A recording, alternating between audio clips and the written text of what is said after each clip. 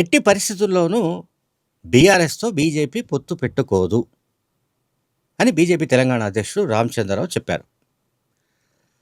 రామచంద్రరావు మరి ఈ మాట ఇప్పుడెందుకు అన్నారో తెలియదు. ఎన్నికలకి ఇంకొక 3 ఏళ్ళు ఉంది. మీతో పొత్తు పెట్టుకుంటామని బీఆర్ఎస్ పార్టీ వాళ్ళు బీజేపీకి ప్రతిపాదించిన ఆహ్, ఆధారాలేమీ లేవు. అలాగే బీజేపీ నుంచి కూడా మనం బీఆర్ఎస్‌తో కలిసి వెళ్తే బాగుంటుందని అన్నవాళ్ళు కూడా ఎవరు లేరు. కానీ ఆల్ ఆఫ్ సడెన్‌గా ఈ ఇష్యూ ఎందుకొచ్చిందంటే, మొన్న మున్సిపల్ ఎన్నికల్లో వచ్చిన ఫలితాల ద్వారా ఈ 2 పార్టీలకొచ్చిన ఓట్ల శాతం చూస్తే, ఈ 2 కలిసి వెళితేనే కాంగ్రెస్ పార్టీని ఢీకొనవచ్చునని కొన్ని విశ్లేషణలు వస్తున్నాయి. సరే, విశ్లేషణలు అంటే రకరకాలుగా విశ్లేషిస్తూ ఉంటారు, అది వేరే విషయం. బట్ ఒక పొలిటికల్ పార్టీగా బీజేపీ జాతీయ పార్టీగా ఇన్నేళ్ల నుంచి, అంటే ఆల్మోస్ట్ 2014 నుంచి అధికారంలోకి వచ్చిన నాటి నుంచి గమనిస్తే, మరి బీజేపీ జాతీయ పార్టీగా ఉన్న బీజేపీ ఇతర రాష్ట్రాలలో బలపడినట్లుగా తెలంగాణలో ఎందుకు బలపడడం లేదు? అంటే దీనికి కారణం ఏంటి? చాలా సందర్భాల్లో ముఖ్యమంత్రి రేవంత్ రెడ్డి చెప్తూనే ఉన్నారు. అట్లాగే కాంగ్రెస్ పార్టీకి చెందిన మంత్రులు, నాయకులు కూడా చెప్తూనే ఉన్నారు. బీఆర్ఎస్‌కు బీజేపీకి లోపాయికారి సంబంధాలు ఉన్నాయి.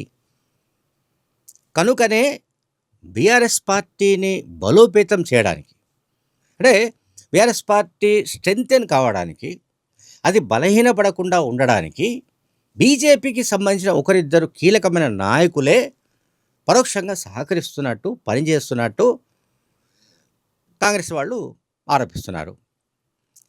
రేవంత్ రెడ్డితో ఇంకొక అడుగు ముందుకు వెళ్ళి కేంద్ర మంత్రి కిషన్ రెడ్డిని బీఆర్ఎస్ పార్టీ దత్తపుత్రుడు అన్నాడు, కేసీఆర్ దత్తపుత్రుడు అని అన్నాడు. అంటే కిషన్ రెడ్డి లాంటి వాళ్ళే బీఆర్ఎస్ పార్టీ అది సజీవంగా ఉండడానికి, బీఆర్ఎస్ పార్టీ మరింత కుంగిపోకుండా ఉండడానికి కిషన్ రెడ్డి లాంటి వాళ్ళు సహకరిస్తున్నట్టుగా, ప్రోత్సహిస్తున్నట్టుగా ఆయన ఆరోపణలు చేస్తున్నాడు. అయితే ఇప్పుడు ఇక్కడ బీజేపీ తెలంగాణ అధ్యక్షుడు రామచంద్రరావు చేసిన నిర్ణయం, ఈ నిర్ణయాన్ని మనము దీన్ని నాకు తెలిసి ఇది, అంటే ఇప్పుడు బీజేపీ జాతీయ పార్టీ బీఆర్ఎస్తో పొత్తు పెట్టుకోవాలా వద్దా, లేదా బీఆర్ఎస్ను బీజేపీలో విలీనం చేసుకోవాలా వద్దా, అసలు బీఆర్ఎస్ పార్టీ డిసిషన్ ఏంటి, బీఆర్ఎస్ పార్టీ ఏ అభిప్రాయంతో ఉంది, బీఆర్ఎస్ బీజేపీతో పొత్తు పెట్టుకోవడానికి సిద్ధంగా ఉందా, అటువంటి సంకేతాలు ఏమైనా బీజేపీకి ఇచ్చిందా, ఇస్తే ఒకవేళ అటువంటి సంకేతాలు బీఆర్ఎస్ వైపు నుంచి వచ్చినా దీనిపైన అంతిమంగా నిర్ణయం తీసుకోవాల్సిన వ్యక్తులు ఢిల్లీలో ఉన్నారు. ప్రధానమంత్రి మోడీ కానీ, కేంద్ర హోంమంత్రి అమిత్ షా కానీ నిర్ణయం తీసుకోవాలి. బీజేపీకి చెందిన అగ్రనాయకత్వం తీసుకోవాలి. ఢిల్లీలోని బీజేపీ అగ్రనాయకత్వం నిర్ణయం తీసుకోవాలి, రామచంద్రరావు కాదు. సరే, రామచంద్రరావు అభిప్రాయం రామచంద్రరావు చెప్పొచ్చు. ఈ రాష్ట్ర అధ్యక్షుడిగా, పార్టీ అధ్యక్షుడిగా ఆయన ఒపీనియన్ చెప్పొచ్చు. మేము బీఆర్ఎస్తో పొత్తు పెట్టుకోదలుచుకోలేదు, మేము పొత్తు పెట్టుకోమని చెప్పొచ్చు. కానీ అదే అంతిమ నిర్ణయం కాదు అని నేను చెప్పదలుచుకున్నా. బీజేపీకి సంబంధించిన స్టాండ్ ఏదైనా కావచ్చు, ఏ రాష్ట్రంలో ఏ పార్టీతో పొత్తు పెట్టుకోవాలి, లేకుంటే ఏ పార్టీతో మనం కలిసి వెళ్ళాలి, ఏ పార్టీతో సీట్ల అవగాహన చేసుకోవాలి, ఇవన్నీ కూడా ఐదర్ నరేంద్ర మోడీ ఆర్ అమిత్ షా వీళ్ళు మాత్రమే తీసుకోగలిగిన కీలకమైన నిర్ణయం. సరే, రామచంద్రరావు ఒపీనియన్ రామచంద్రరావుకు ఉంది, బీఆర్ఎస్తో పొత్తు అవసరం లేదని ఆయన చెప్తున్నాడు. అది రామచంద్రరావుకు సంబంధించిన ఒపీనియన్గానే మనం పరిగణించాలి. ఇక్కడ బీజేపీ నిర్ణయంగా పరిగణించడానికైతే వీల్లేదు. ఎందుకంటే బీజేపీ ప్రాంతీయ పార్టీ కాదు, టీఆర్ఎస్ లాగా, బీఆర్ఎస్ లాగా. బీఆర్ఎస్ పార్టీ ప్రాంతీయ పార్టీ కనుక ఆ పార్టీకి ఉన్న పార్టీ అధ్యక్షుడు కేసీఆర్, మాజీ ముఖ్యమంత్రి కేసీఆర్ ఏ నిర్ణయం తీసుకుంటే ఆ నిర్ణయం చెల్లుబాటు అవుతుంది. ఇక రామచంద్రరావు నిర్ణయం తీసుకుంటే చెల్లుబాటు అవకాశం లేదు. మోరోవర్ రామచంద్రరావు కానీ, అట్లాగే కేంద్ర మంత్రులు కిషన్ రెడ్డి కానీ, లేకపోతే బండి సంజయ్ కానీ వాళ్ళు క్లారిఫై చేయాల్సిన అంశం ఏంటంటే, బీఆర్ఎస్ పార్టీకి చెందిన మాజీ ముఖ్యమంత్రి కేసీఆర్, మాజీ మంత్రి హరీష్ రావు, మరికొంతమంది సీనియర్ ఐఏఎస్ అధికారులు వీళ్ళందరూ కూడా కాళేశ్వరం ప్రాజెక్టు స్కామ్లో చిక్కుకొని ఉన్నారు. కాళేశ్వరం కేసులో ఉన్నారు. జస్టిస్ పీసీ ఘోష్ కమిషన్ ఇచ్చిన రిపోర్ట్‌లో వీళ్ళందరినీ బాధ్యులుగా ఆ కమిషన్ నివేదిక కూడా సమర్పించింది. ఆ నివేదిక పైన అసెంబ్లీలో చర్చించి దీనిపై సీబీఐ విచారణ జరపాలంటూ రాష్ట్ర ప్రభుత్వం కేంద్ర ప్రభుత్వాన్ని కోరింది. ఇది జరిగి 6 నెలలు గడిచిపోయాయి. ఈ 6 నెలల్లో సీబీఐ విచారణకు ఇవ్వడమా, ఇవ్వకపోవడమా అన్నది కూడా కేంద్ర ప్రభుత్వం తేల్చకుండా నాంచుతోంది. అంటే ఈ నాంచడం వెనుక, ఈ తాత్సారం వెనుక ఎవరున్నట్టు? కిషన్ రెడ్డి ఉన్నారా? లేకపోతే మరెవరైనా ఉన్నారా? లేకపోతే కేంద్రంలో ఉన్న అగ్రనాయకత్వం కూడా బీఆర్ఎస్ విషయంలో కొంత ఉదార వైఖరి ప్రదర్శించడానికి ప్రయత్నిస్తోందా? ఈ విషయాలు తేలవలసి ఉంది. అదర్వైజ్ 6 నెలల సమయం పట్టే అవకాశం లేదు.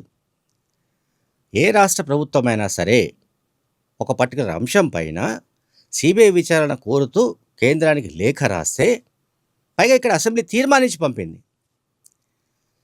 సో దాన్ని వాళ్ళు ఏదో ఒక డిసిషన్ తీసుకోవాలి.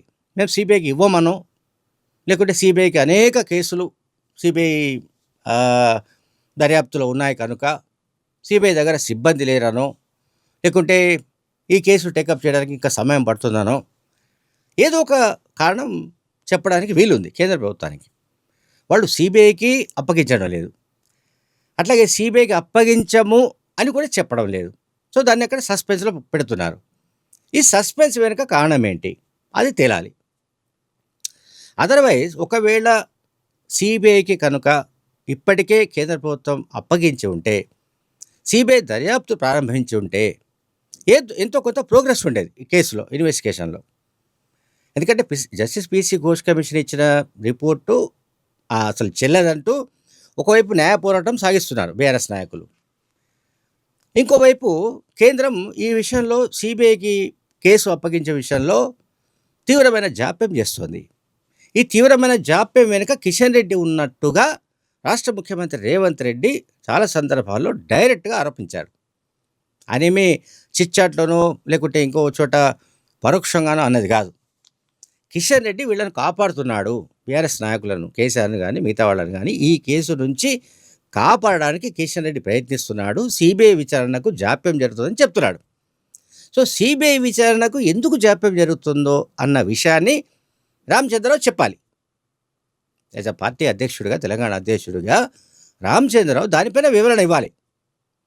ఎందుకంటే తెలంగాణలో ఒక ప్రభుత్వం, కాంగ్రెస్ ప్రభుత్వం ఒక అప్పీల్ చేసినప్పుడు కేంద్ర ప్రభుత్వానికి, అసెంబ్లీ తీర్మానించి పంపించినప్పుడు ఒక పార్టీ అధ్యక్షునిగా, అంటే కేంద్రంలో అధికారంలో ఉన్న పార్టీకి తెలంగాణ అధ్యక్షునిగా ఉన్న రామచంద్రరావు దీనిపైన తన ఒపీనియన్ చెప్పాలి.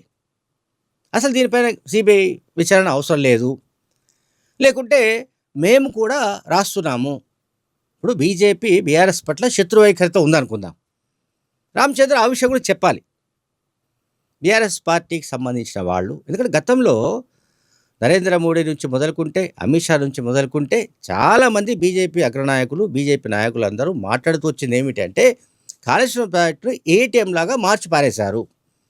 ఎప్పుడంటే అప్పుడు అందులోంచి డబ్బు దండుకుంటున్నారు. కేసీఆర్ అంటే కంపెనీ, కేసీఆర్ అంటే ఫ్యామిలీ అని ఆరోపిస్తూ వచ్చిన వాళ్ళు ఎవరంటే వీళ్ళే, ఇదే బీజేపీ నాయకులు. మరి సిబిఐ విచారణ జరపాలని కోరినప్పుడు దానిపైన నిర్ణయం తీసుకోవడానికి తీసుకునే విషయంలో జరుగుతున్న జాప్యం వెనుక ఉన్న వాళ్ళు ఎవరు, ఆ విషయాన్ని కూడా రామచంద్రరావు చెప్పితే బాగుంటుంది. Thank you very much.